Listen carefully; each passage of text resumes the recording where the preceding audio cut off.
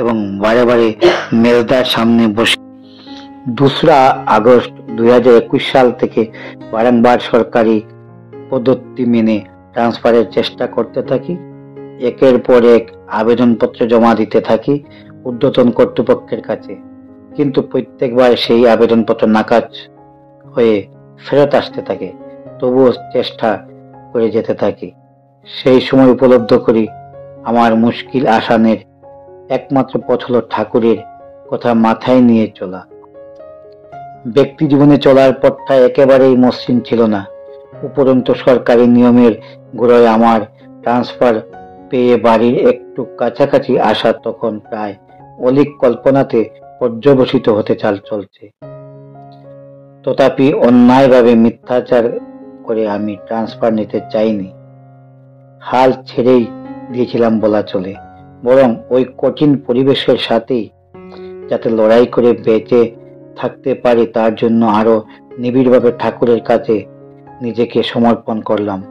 নাম জপ, নাম ধ্যানের মধ্য দিয়ে মিলিয়ে দিলাম নিজেকে।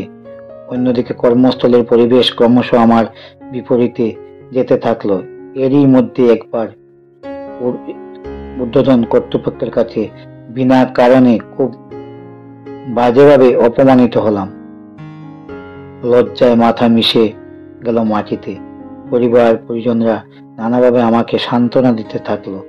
আমি উপলব্ধি করলাম জুতো পরে কাঁটার উপর দিয়ে হাঁটা তবুও সহজ, কিন্তু জুতোর ভিতরে কাঁটা নিয়ে পথ চলা অসম্ভব। আমার সহযাত্রীদের ব্যবহার আশ্চর্য রকম ভাবে পাল্টে গেল।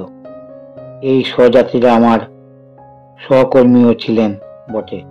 আমি আরো একা আরো আলাদা হয়ে গেলাম।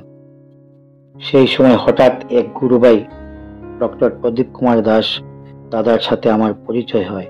হয়তো পরম পিতার ইচ্ছেতেই সেদিন ওনার সাথে আমার কথা হয়েছিল। আমার সমস্যার কথা সবটা ওনাকে বলি এবং সমস্ত কথা শুনে উনি পূজনীয় টিঙ্কুদার কাছে আমার অসহায়তা নিবেদন করেন। দাদা আমাকে চেষ্টা চালিয়ে যেতে বলেন। তিনি আমায় উপদেশ দেন কুশল কৌশলী হতে, তবে কোনো অন্যায় পথে পা না বাড়াতে। আমি পুনরায় ট্রান্সফারের জন্য আবেদন করতে শুরু করি এবং পরম পিতার অপার করুণায় আমি অবশেষে বাড়ির কাছে একটি বিদ্যালয়ে ট্রান্সফার পেয়ে যাই। মঙ্গলময় ঈশ্বরের দয়ায় এতদিন যা সুদূর কল্পনা বলে মনে হচ্ছিল তা বাস্তবের মাটি স্পর্শ করল। সন্তানের সাথে সময় কাটাবার এক নতুন জীবন শুরু হলো। পুরনো বিদ্যালয়ের অজস্র তিক্ত অভিজ্ঞতার মধ্যে ছাত্রছাত্রীদের কাছ থেকে পাওয়া অফুরান্ত ভালোবাসা সারা জীবনের সম্পদ হয়ে থাকবে। শ্রী শ্রী ঠাকুর বলেছিলেন, সর্বপ্রথম আমাদের দুর্বলতার বিরুদ্ধে যুদ্ধ করতে হবে। দুর্বলতাকে পরাজিত করে সবলতা বাড়াতে প্রয়োজন ঠাকুরের দেখানো আদর্শের অনুসরণ। আমরা সকলে আরো থেকে আরতভাবে ঠাকুরের হয়ে উঠব এবং তার জন্য প্রয়োজন জীবন আদর্শরূপী আচার্য পরম্পরার সার্থক অনুসরণ। কিভাবে ইষ্টকেন্দ্রিক চলনে অভ্যস্ত হব তা তিনি আমাদের শিখিয়ে দেন। সৎ নামে দীক্ষিত হয়ে যতটুকু দক্ষ হতে পেরেছি তিনিও আমার জীবনে ততটুকু নিয়ে বিরাজমান। জীবনে চলার পথে অসহনীয় বিদ্বেষ ও প্রতিকূল পরিস্থিতিতে কিভাবে নিজেদের চালনা করে উপযুক্ত পরিবেশ গড়ে তুলতে পারি তা পরমপিতা আমাদের শিখিয়েছেন।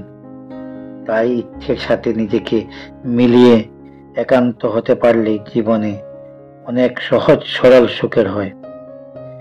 অনেক বাধা কাটিয়ে আমরা এগিয়ে যেতে পারি। ঠাকুরের কথায় অসুবিধাও কিন্তু সুবিধার সাথে নিয়ত চলায় চলতে থাকে। চলার তালে চলবে যেদিক বুঝবে তা সেই তাকে। অনুসূতি পঞ্চম খণ্ড।